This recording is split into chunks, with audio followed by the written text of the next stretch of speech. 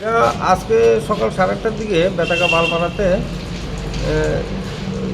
একটা খবর আছে যে একজন লোক হ্যাঙ্গিং সুইসাইড করছে আর কি, নাম সুনীল নট্ট।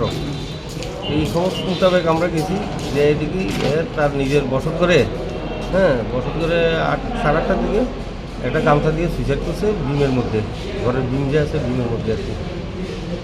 এরপর তো আমরা ডেড বডি নিয়ে এলাম পোস্টমর্টমের জন্য। অ্যাকচুয়ালি মৃত্যুর সঠিক কারণ নির্ণয়ের জন্য ডাক্তার ময়নাতদন্ত করবো। ময়নাতদন্ত করে আমরা ডেড বডি তার রিলেটিভের কাছে হ্যান্ড ওভার করে দিই।